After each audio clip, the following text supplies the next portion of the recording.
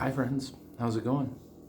So today, it's back at the watermelon factory. $4 per watermelon. Pretty awesome. So I got 3 watermelons. That's a watermelon per day for a while.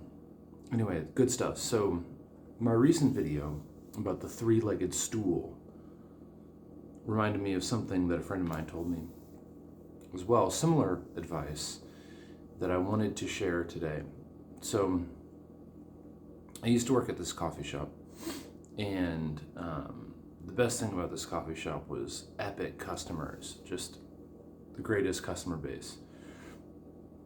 It's kind of like a family coffee shop. So you got young people, newly married people,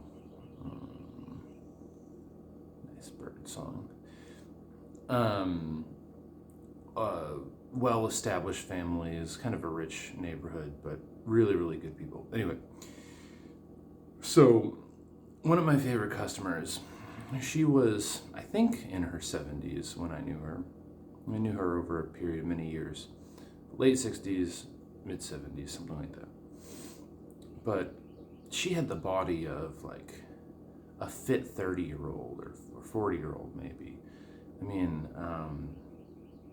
sometimes she'd be like fixing her coffee or something, and there'd be these 20-year-old guys checking her out, and then she'd turn around and they'd be like, "Oh my God, I'm looking at a 70-year-old." Really incredible body, and more importantly, just an absolute divine presence, absolutely friendly to everyone, so encouraging and positive, and I really loved her. Anyway, she shared a lot of really insightful things with me. We became friends, I would say, over the period of time that we knew each other. But one thing that she was really good about was this consistency with exercise. So she usually came into the coffee shop after running I think it was 5 or 7 miles or something like that. And she did it every morning. And she used to tell me, "Stephen, it's not for my body, it's for my mind." And I can so relate. She ran every morning, jogged. I would call it a run, I think. She ran every morning to maintain her sanity. And she also got a couple greyhounds. She always had a rotation of some rescue greyhounds that would run with her. Just lovely. Anyway, so she said that it's for her mind, not her body. And I think that's the first thing I want to share, is that usually when we think about exercise and whatnot, we're trying to get in shape or lose weight, and we want it to happen immediately.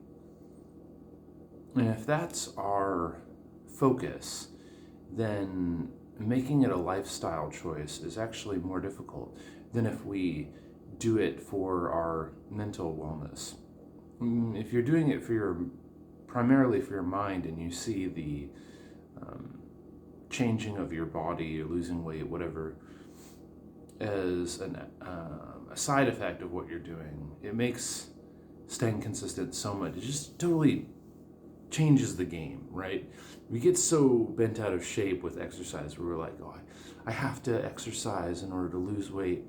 And that raises the anxiety level of the activity to where we generally don't even enjoy doing it in the first place. Okay. Really important, I think, for people like myself who tend to overthink everything, right? So by making it a lifestyle choice, it's like I exercise because it makes me feel good, and it gives me energy, and it feels good to move the body, not just making you feel good after the activity, right? But it actually feels good to move the body. And it helps me deal with my relationships in everyday life, because it regulates my hormones and neurochemicals and stuff, right? That's such a better basis for activity, because you're never going to not want that. And it's much less likely to increase the anxiety around the activity to where it just becomes a head game. That's been my experience. So she's really championed that. But specifically, something that she said to me that always stuck with me about this daily morning run that she does is she said, the hardest mile is the one out the door. And she's talking about lacing the shoes up and walking out the door and going to the place, getting in her car and going to the place where the run is going to happen. For her and for, I think, me and you, probably everyone else, it's actually beginning the activity that is easily the hardest part. It's almost like there's a boulder or a rock. And once you get the thing rolling, it's not that difficult. But actually getting the thing rolling, it's a tremendous amount of effort. And I find this to be so true for pretty much every activity that involves confronting resistance. By resistance, I mean, in our life, there's a lot of things that we want to do. Usually they are self-improvement goals, like studying something, or having some physical discipline, or meditating is in this category too, for almost everyone, probably everyone, honestly. But in order to actually do the activity, you have to confront a certain amount of resistance at the beginning of the activity. You have to get the wheel spinning. You have to get the boulder moving. You have to overcome an initial amount of resistance. And that's really the key. If you can overcome that initial amount of resistance, if you can take the first mile to get out the door, then going on a run is really not that difficult. If you want to meditate, for instance, it's really just sitting down and starting the timer. And then once you're started, the practice just kind of takes care of itself. I'm sure there can be difficulties when you're running, for instance. It can be really painful in the body or the mind, and you might tell you part of yourself is telling yourself. It's tricky, isn't it? Oh man, why don't we just stop this, and so on and so forth. There are things you have to push through for sure. It's not like you just defeat resistance immediately, but resistance is most dangerous at that first moment. And I'm actually now remembering that the reason that I remembered this statement that my friend told me long ago, when dinosaurs roamed the earth. No, probably like 5 or 6 years ago. Is that someone at my current work told me that the hardest thing about cycling is getting on the bike.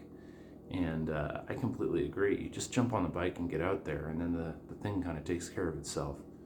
So that's what I wanted to relate to you today, that kind of to broach the topic of resistance and encountering resistance, which I will talk more about later, and how we just need to get, when we're doing something that's really good for us, we really just need to get the initial movement happening for that specific activity. Really relates to exercise, I found. Anyway, that's what I've got today for you, and I hope you have a great rest of the day. I'll see you on the next one.